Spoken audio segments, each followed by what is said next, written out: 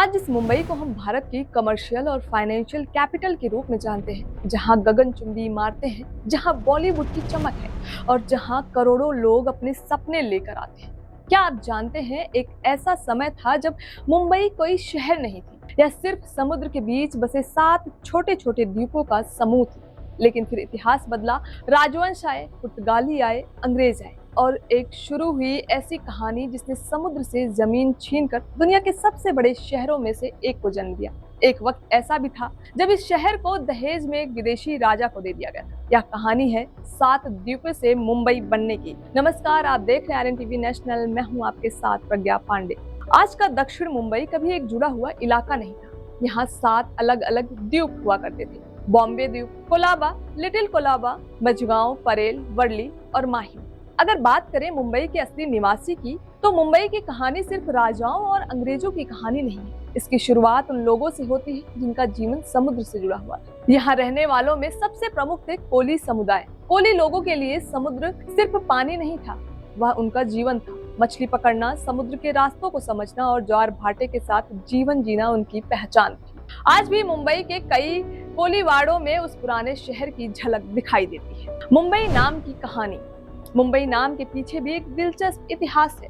माना जाता है कि स्थानीय लोग मुंबा देवी की पूजा करते थे। मुंबा देवी के नाम से ही धीरे धीरे इस क्षेत्र का नाम मुंबई पड़ा।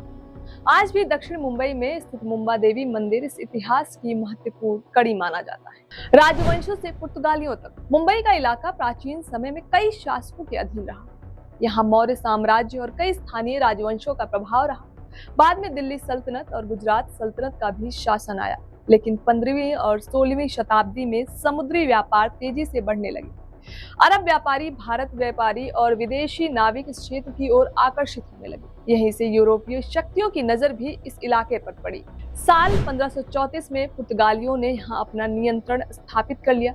उन्होंने चर्च बनाए, किले बनाए और समुद्री व्यापार को मजबूत किया। पुर्तगाली इस क्षेत्र को बॉम बहिया यानी अच्छी खाड़ी कहते थे। यही नाम आगे चलकर अंग्रेजी में बॉम्बे के रूप में प्रसिद्ध हुआ। अब बात उस शादी की जिसने बदल दिया मुंबई का पूरा इतिहास। अब कहानी में आता है सबसे बड़ा दिलचस्प मोड़। साल 1661 का था। इंग्लैंड के राजा चार्ल्स द्वितीय की शादी पुर्तगाल की राजकुमारी कैथरीन ऑफ ब्रागांजा से हुई। इस शादी के समझौते में पुर्तगाल ने बॉम्बे के द्वीपों को दहेज के रूप में इंग्लैंड को दे दिया, यानी एक पूरा भूभाग एक शाही शादी के समझौते का हिस्सा बन गया। इतिहास में शायद ही कोई ऐसा उदाहरण होगा जहां एक शहर का भविष्य एक शादी के समझौते से बदल गया हो। इसके बाद 1668 में ब्रिटिश ताज ने इन द्वीपों को ईस्ट इंडिया कंपनी को सालाना सिर्फ 10 पाउंड की लीज पर दे दिया। ईस्ट इंडिया कंपनी ने तुरंत इसकी क्षमता पहचान ली। उन्हें समझ आया कि यह जगह समुद्री व्यापार के लिए बेहद महत्वपूर्ण बन सकती है। 7 द्वीपों को जोड़ने का सपना, लेकिन सबसे बड़ी समस्या अभी भी वही थी। 7 अलग अलग द्वीप, बीच में समुद्र और दलदल।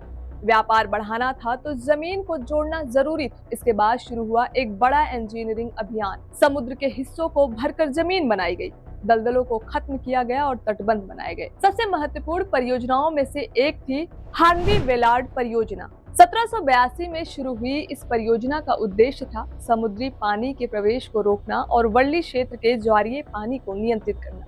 यह काम कई दशकों तक चला। इसके अलावा कई कॉजवे बनाए गए, Sion causeway, Colaba causeway, Mahim causeway. धीरे धीरे 7 द्वीप एक बड़े भूभाग में बदलने लगे। यह वही समय था जब आधुनिक मुंबई की नींव रखी गई। 19वीं शताब्दी में मुंबई तेजी से बदलने लगी। कपास व्यापार बढ़ा, कपड़ा मिलें शुरू हुई। देश के अलग अलग हिस्सों से लोग रोजगार की तलाश में यहाँ आने लगे।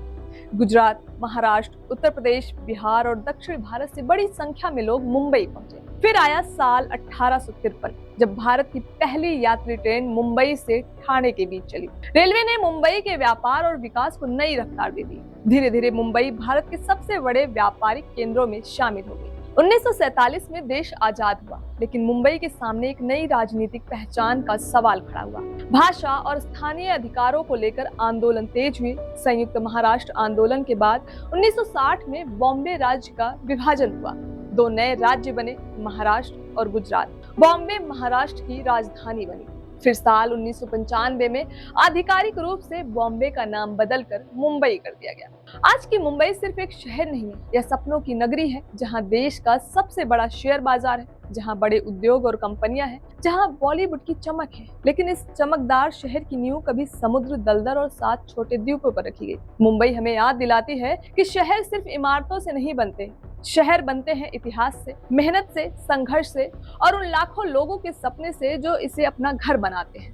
आज मुंबई में हर दिन लाखों लोग अपने सपने लेकर आते हैं, लेकिन शायद बहुत कम लोग जानते हैं कि जिस शहर में वे अपना भविष्य तलाशते हैं, वह शहर कभी खुद अपने अस्तित्व की तलाश कर रहा था।